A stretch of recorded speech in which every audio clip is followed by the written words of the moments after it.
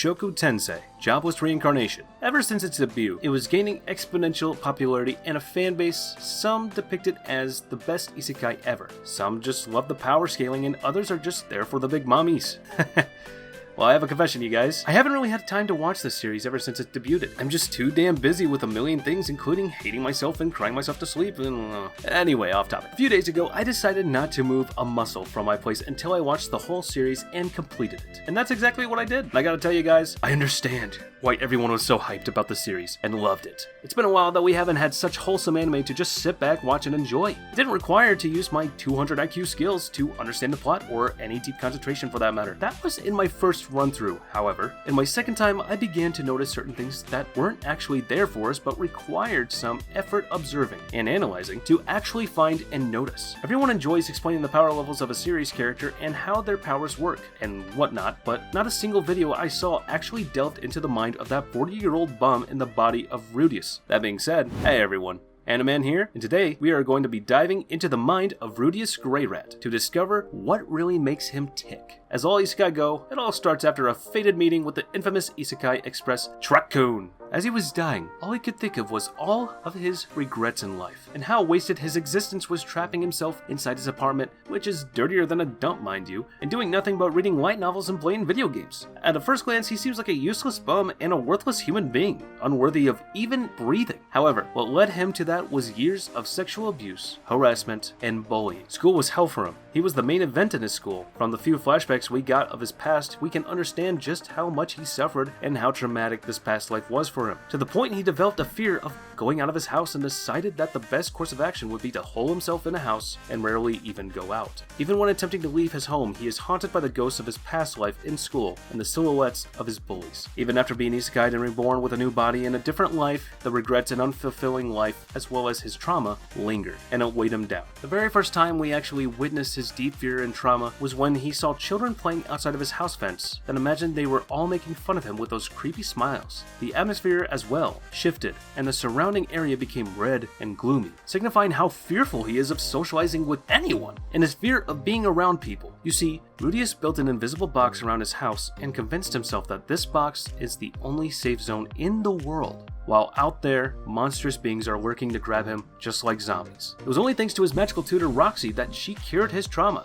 Roxy, even if not on purpose, was able to cure his trauma and help him realize that people aren't zombies or monsters out to get him. And in reality, they were really nice and caring people that even when busy with their own chores, had the time to say hello to him and Roxy while riding on their horse. From the way Rudeus interacts with his parents and outsmarts them, some might say that he is actually mature and smarter than just an old fart bum that did nothing but be a freeloader. When tutoring Eris, Rudeus attempts to show her how dangerous life outside her ivory tower can be, and how she needs to learn to protect and fend off for herself. Things go south though, as she is kidnapped for real, gets her teeth and body broken, and bleeds on the ground. And at that point, Rudeus discovered that his plan went way off course. And at that point, there will be blood. And soon enough, in that alleyway battle, he fought valiantly using combinations of magic simultaneously, creating attacks that staggered his opponents, and even held his own against an advanced North God-style sword user.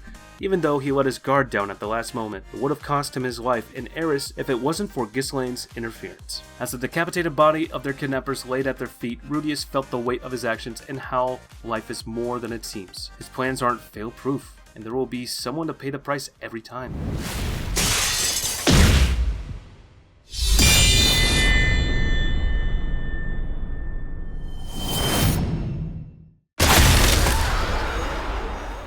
When they returned to the mansion, Eris thought nothing of what happened to her and the death of the kidnappers, while Rudeus kept staring all the time at his blood-stained hands. In his eyes, you could see defeat, loss, and most importantly, trauma for witnessing the death of someone. And all the attacks that Rudeus used against the kidnappers, he was trying to neutralize them without killing, hence using the basic wall spell, trying to persuade them and trapping the kidnapper in quicksand. The second time Rudeus showed some emotion other for edgy stuff, like having his face drown in someone's boobs, was when he was swept off to the demon's land and talked to that weird god that we still know nothing about. The moment Rudeus saw that his body was back to his old life appearance instead of his 10-year-old body, he felt sadness and depressed, believing that all he had been through those 10 years was nothing but a dream, and it all reached its final chapter. He had lost a lot of time and chances to turn his life around in his past life, even though he agreed to help Rudeus, nicknamed Dead N, only due to the fact that Rudeus regrets his past and wishes to redeem himself. something Rudeus understands and knows so very well. His whole life on this new planet and world in this young body has been nothing but a journey of redemption and forgiving himself, which can explain why he tried to learn all he could and memorize 3 languages at a time. Even explains why he didn't accept the fact that someone's magical power is determined since birth and spent years training his mana and honing his skills. His hard work bore fruit in the shape of the figurines he made compared to the beginning of the series, and later on, while he was tutoring Eris, a lot of his figurines came closer to the real thing, with high-end details and even sold for quite a hefty price. Those figurines he used to hone his skills can be seen as the personification of his will and resolve to keep on moving forward and never go back to the stagnant, pointless life he lived before. The last lesson he learned in Season 1, in his long journey, was that not all plans are perfect. Sometimes, like what happened with him and Eris, things go south and lives are lost. In this lesson, he had to learn to accept the consequences of his choices and live with them, learning from them, and hoping they won't be repeated. The lesson he learned was during the episode they fought the Red Giant Cobra. The trio of adventurers they met before in the city were caught in the pincer attack and were surrounded. As Rudeus rushed in to rescue them, Rudeus stopped him and told him not to interfere yet, and wait until things were a little bit more dangerous for them to capitalize as much as possible on the rescue. As Rudeus narrated his fail-proof plan and how it was all going according to it, he is struck by the harsh reality of life when one of the trio gets killed, torn by the giant snake into 2, and launched into a tree where his blood splattered, dying instantly. In the aftermath of the battle, as Rudeus reprimanded Rudeus for his choice, he was standing there, traumatized by what his decision brought on the others, losing one of their own. He just stood speechless and couldn't say a word, but in his heart he was crying like a baby at how he allowed his ego to blind him, and thanks to his failure at leading the rescue, someone else paid the ultimate price. You could see how much his decision weighed on him, as he fought the Red Cobra with only one thing in his mind to save him, this time without fail.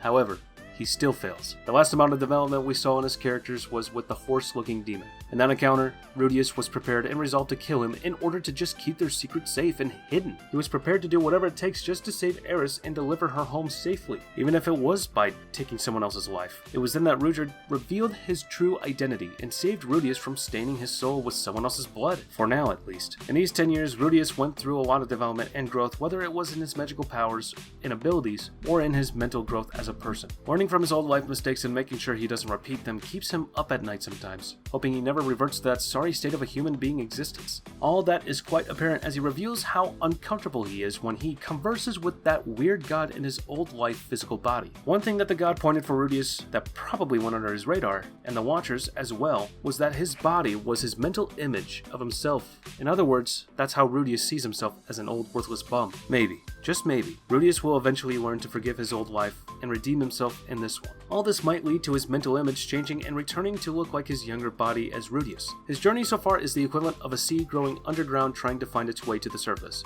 in order to grow and become a beautiful flower. He will face a lot of difficulties on his path and lots of enemies as well. It is through those experiences and encounters that he will grow out of his shell and learn from his past mistakes.